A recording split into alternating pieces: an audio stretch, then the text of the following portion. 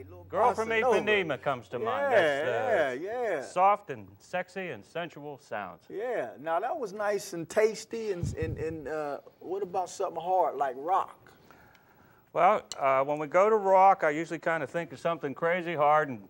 Well, you know Led Zeppelin. I think Led Zeppelin's coming to town. The Zeps. Yep. So maybe they might, the drummer might get sick. So, let's get a little bit of rock in here. All right.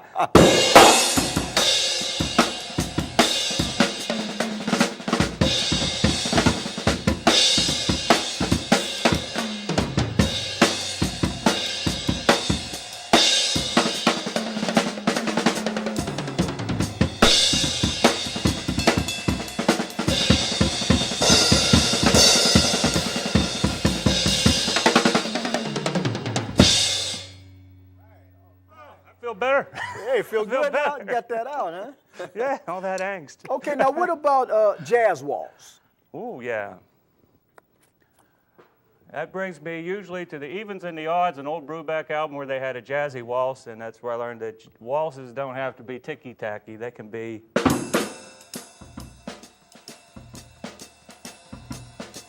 kind of move instead of... That's their waltz.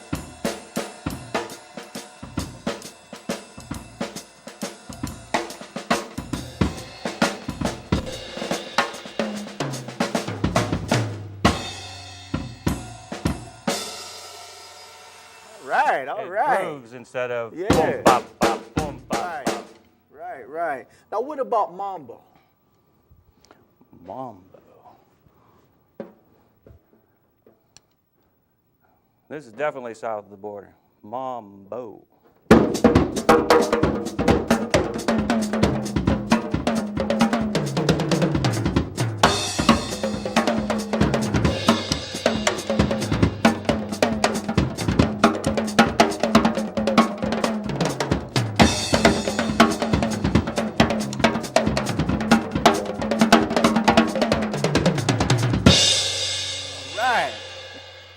Mambo for you. Oh, yeah. Yeah.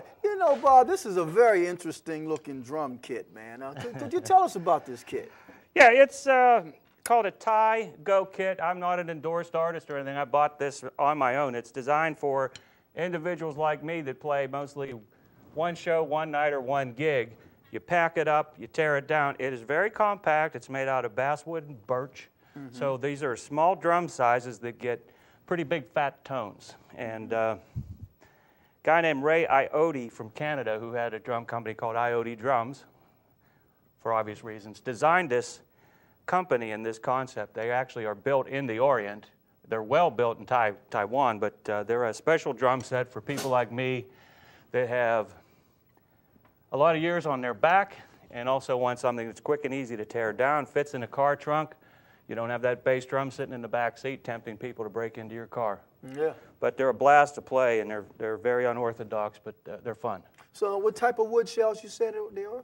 Bass and birch. Okay. Is that your preferred wood shell? I like maple, too. I have at home a very old Ludwig drum set that's solid maple. They're bigger and more difficult to carry around. They do sound better, but for the difference and work and the portability, these really deliver. Mm-hmm. They're happy. Okay. They sound good.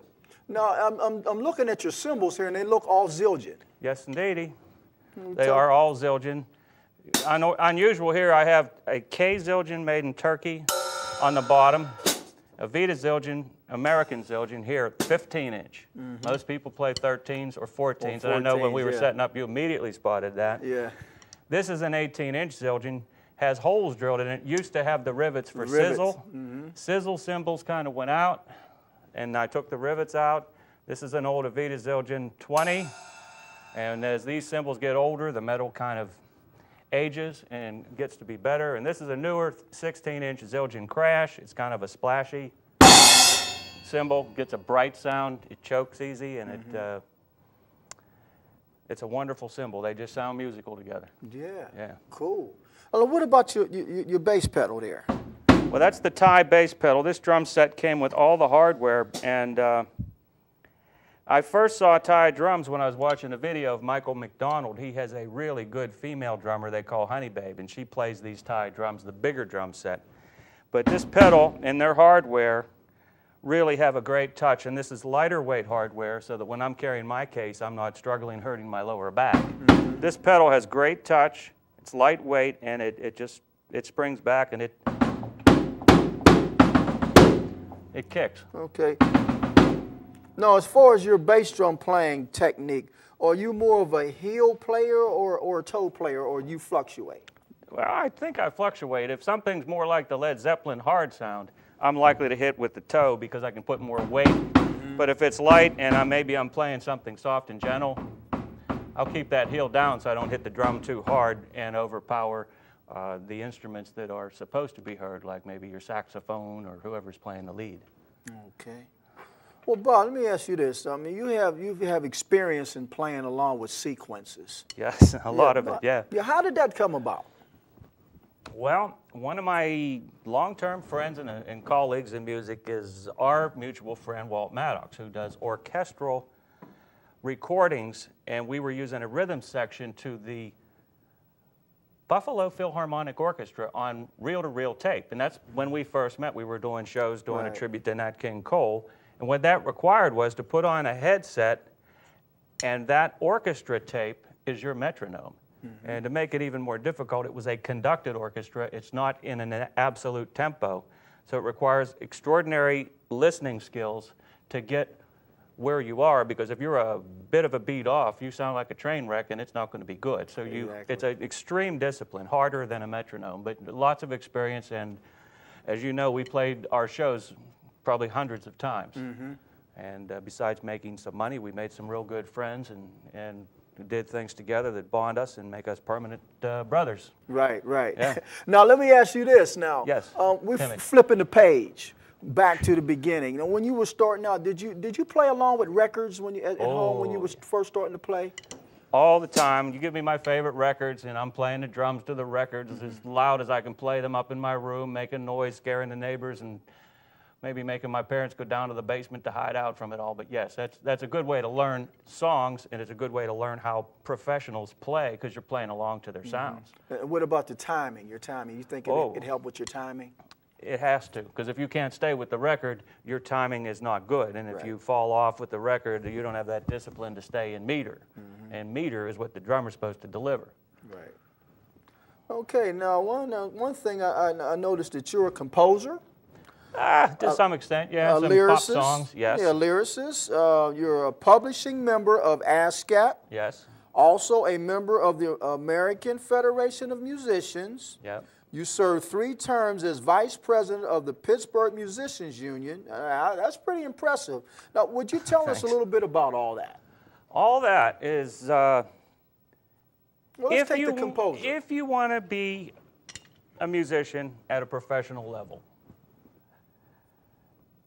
there's more than playing music, there's creating music. And I have some real good friends who are very creative, and we wrote a lot of pop music together, and we decided, well, since we wrote it, let's copyright it.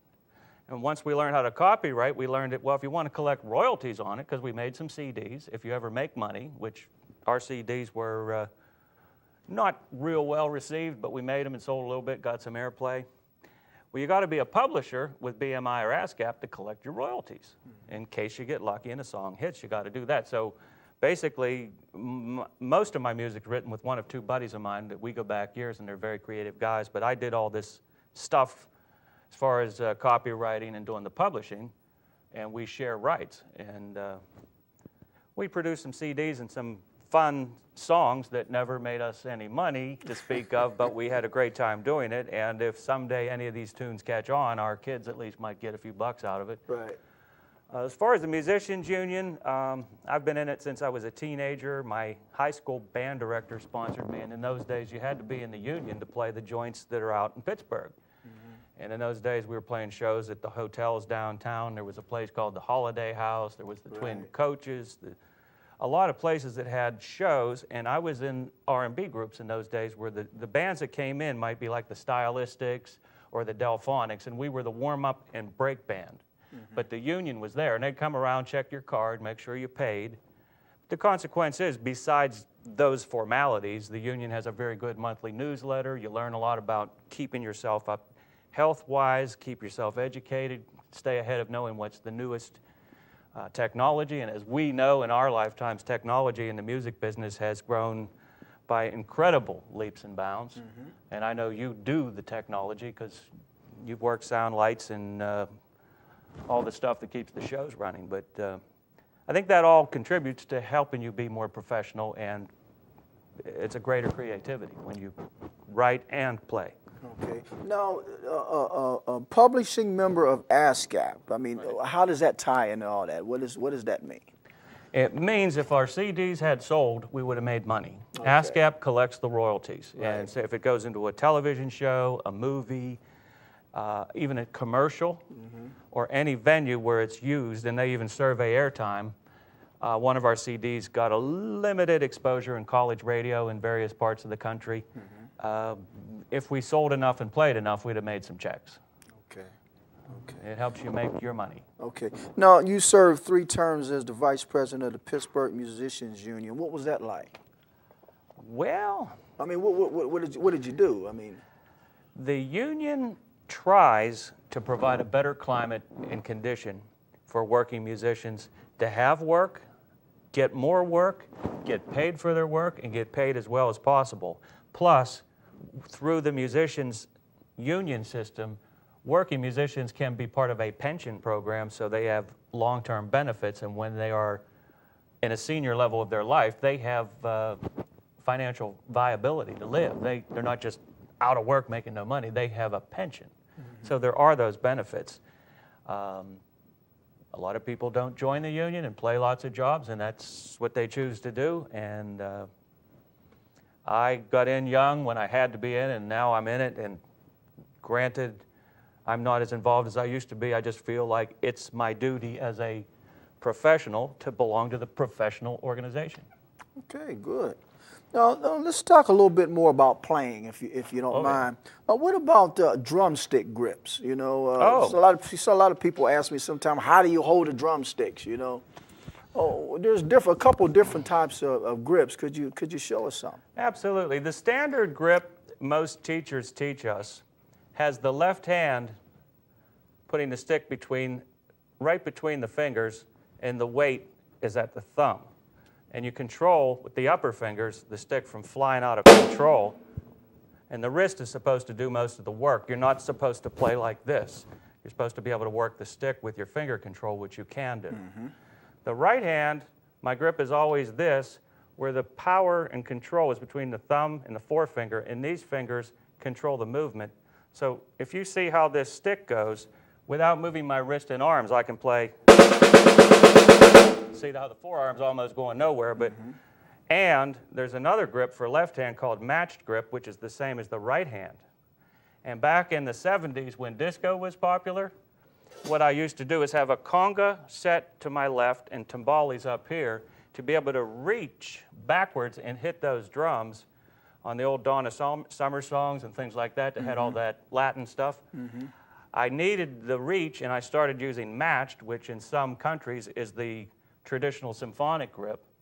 And it turned out now I just blend the grip based on where I feel comfortable, depending on the song and where I'm reaching my sticks to hit what cymbals or what instruments I might have in addition to just the drum kit. So what does the matched grip look like? It's the same thing. They call it matched because it's matched. The right and left hand are both holding thumb and forefinger. These under fingers control the stick, and with those fingers and grips, you can get a lot of speed without even moving your arms.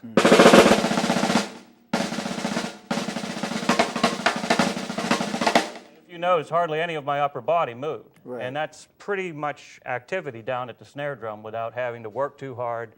Plus, the better you get at doing that, the more notes you can play without hurting yourself or overworking. And it also, the sticks hit the head on a better angle and you get better tone. Okay. Now I noticed during that flurry you just played for us right there, I heard some rim shots in there. Well, could you tell us what a rim shot is and maybe demonstrate? Yeah, that's an excellent question because I do them all the time and don't think about them. That's your snare drum. But when you rim shot, you hit the rim, the steel rim here, and the head at the same time.